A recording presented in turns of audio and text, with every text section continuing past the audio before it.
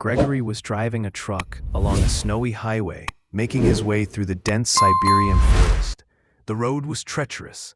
Black ice made every movement risky. The cargo was urgent, and every minute counted. But as he turned the wheel coming out of a sharp bend, his eyes widened in horror.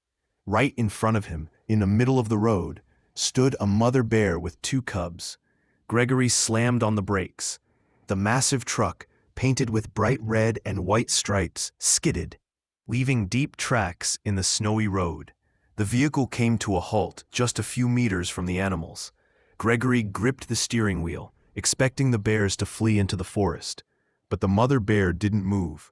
She stood with her paws spread, as if protecting something. The cubs pressed against her side, but their gaze wasn't fixed on the truck. It was directed at something on the snow. The man squinted at the white canvas, covered with paw and tire tracks, and then he saw it. A small child curled up between the bear's paws. The child wore only a light blue winter jacket, far too thin for such cold. Gregory froze, unable to comprehend the situation. A child, alone in the wilderness on a freezing night? But what struck him even more was how gently the mother bear shielded the child with her body. She didn't growl, didn't attack, didn't try to drive the man away.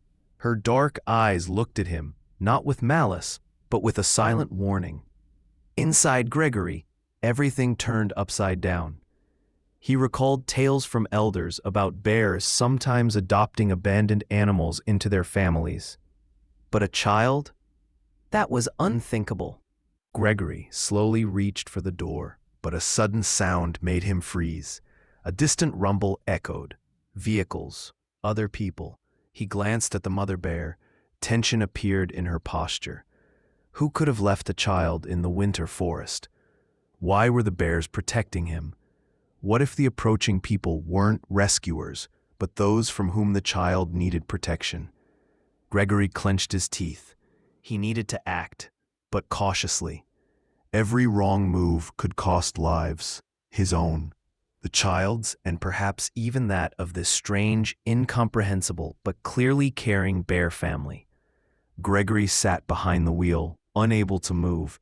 His gaze darted between the mother bear, the child, and the cubs. Thoughts swirled in his head. Who was this child? How did he end up here in the middle of the winter forest? A muffled rumble sounded behind the truck. Gregory tensed. He looked in the rearview mirror. Headlights glimmered between the trees. Someone was approaching. His heart pounded wildly. The mother bear also heard the noise. Her ears twitched, muscles tensed. She slowly turned her head toward the sound, then looked back at Gregory.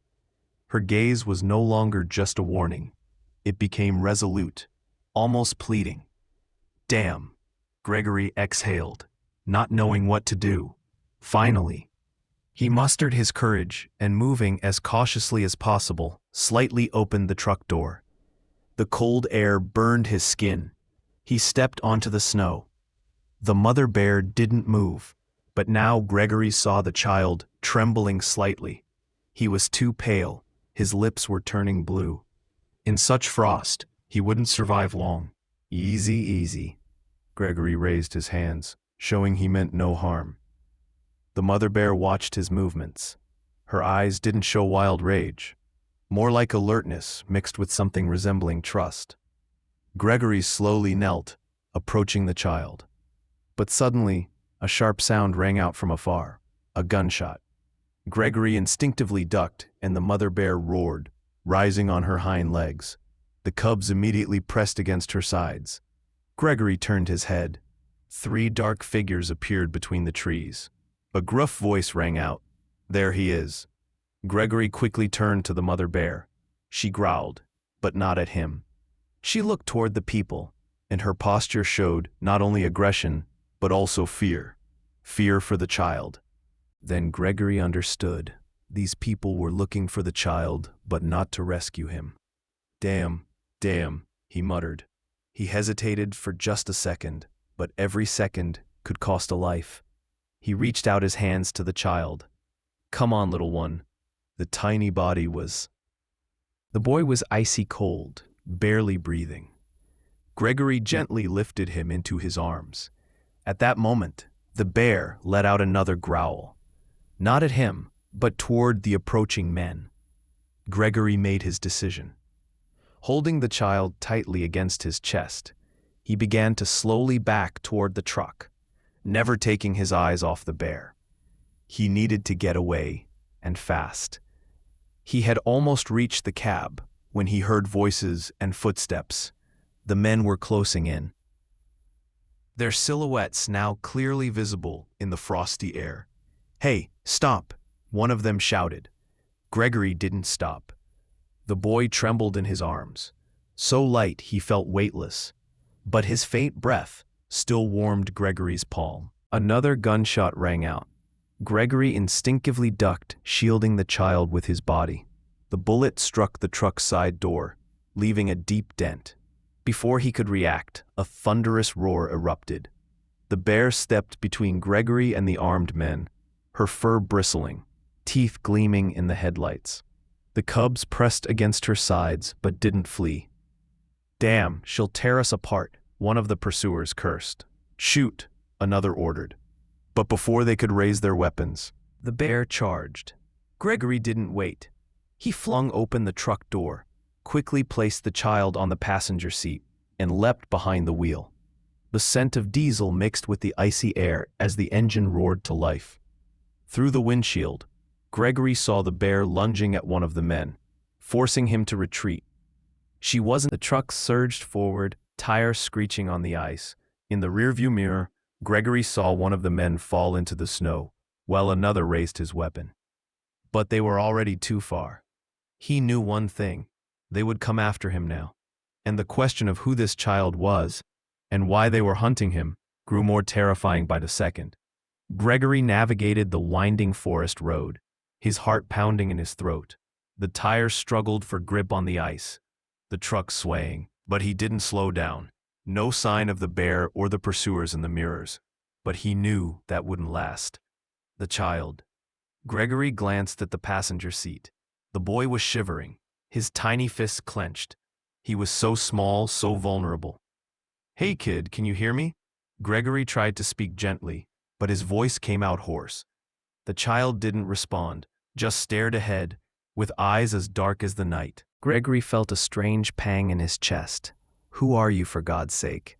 he muttered, more to himself than to the boy. The forest remained dense, but the road began to slope downward toward a small bridge over a frozen river.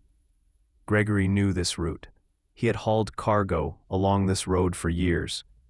About 5 kilometers ahead was an old abandoned gas station. If he could reach it, they could hide, rest, and warm the child.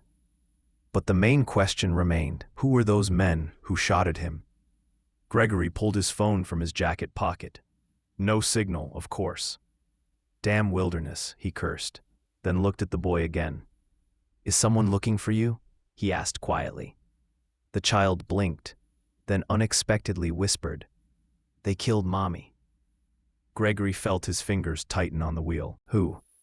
His voice was tense.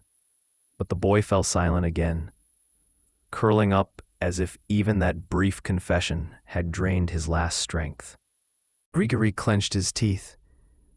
He didn't know what kind of hell was unfolding here, but one thing was clear. This boy was the key to everything. By taking him into the truck, he might have just signed his own death warrant. Typing Baba.com, Gregory drove the truck along the snowy road, but anxiety was growing inside him. The boy's words echoed in his mind. They killed Mom. Who? Why? The child remained silent, his small fingers clenched into fists, his gaze frozen and empty. Ahead, an old gas station appeared, a dilapidated building with broken windows and rusty pumps. Gregory abruptly turned off the highway, slowing down. He could stop here. He turned off the engine, and silence filled the cabin. "Come on, kid," Gregory said, lifting the child, feeling his icy body. The gas station was empty, but in one corner, there was a relatively clean spot with scattered cardboard boxes. Gregory sat the boy down, took off his jacket, and wrapped him in it. "Can you hear me?" he asked softly, looking into the child's dark eyes. The boy remained silent. Grigory cursed under his breath. He knew this child had experienced something terrible, but if he didn't speak, they might both die. The silence was broken by a sound far off on the highway, the crunch of snow under someone's steps. Grigory tensed and slowly moved to the window. In the bluish moonlight among the snowy hills, shadows were visible. People. They were following the trail. Grigory realized there was almost no time left. His heart pounded wildly. "Damn it," he whispered. The child sat in the corner, wrapped in his jacket. He looked pale, his lips slightly trembling. Grigory looked out the window again. The people were armed. One held a rifle, another a knife, and the third seemed to be in charge. "We know you're here," one of them shouted. The voice echoed across the deserted highway. "Give us the child, and you'll walk away alive." Grigory's hands clenched into fists. He was no hero, never had been. Just a damn truck driver who happened to be in the wrong place at the wrong time. But he knew one thing. If these people took the boy, no one would ever see him again. "Kid," Grigory sat down next to him, trying to speak calmly. "Why are they hunting you?" The child looked at him. His eyes were dark, deep, full of fear and understanding. "My mom worked for them," he whispered. "For whom?" "The bad people." She wanted to tell about them, and they. Grigory understood. The woman had learned something she shouldn't have. She tried to hide her son, but failed. Now he was the only one who knew the truth. Outside, the crunch of snow was heard. They were approaching. Grigory clenched his jaw. He looked around the room. There was no weapon, only an old crowbar near the cash register. "When I say," he whispered to the child, "you hide. Don't come out, no matter what happens." The boy nodded. The footsteps grew closer. Someone kicked the door. Grigory gripped the crowbar. Fate had made him part of this story. Now there was no choice.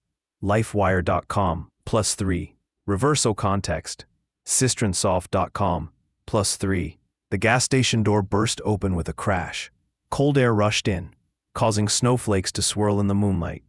Grigory stood, gripping the crowbar, while the boy hid in the corner behind the boxes. 3 men entered. "Well, trucker," said one of the men, a tall figure with sharp features and a rifle in hand. "Want to play the hero?" Grigory remained silent, counting seconds, searching for the right moment. "You don't understand what you've gotten yourself into," the man continued. "But it's not your problem. Give him to us, and we'll leave." Grigory glanced at the boy, who was trembling but not crying, just staring at him. In that moment, Grigory realized that if he handed the boy over, the child would die just like his mother did. "You know?" Grigory exhaled. "I don't believe you." The man with the rifle smirked. "Pity." At that instant, Grigory struck. The crowbar crashed down on the man's arm, causing a crunch. The man screamed and the rifle fell. But the second man lunged forward, his knife glinting in the light. Grigory barely managed to dodge. Pain flared in his shoulder, but he knew he couldn't stop. He struck again, a short, sharp blow.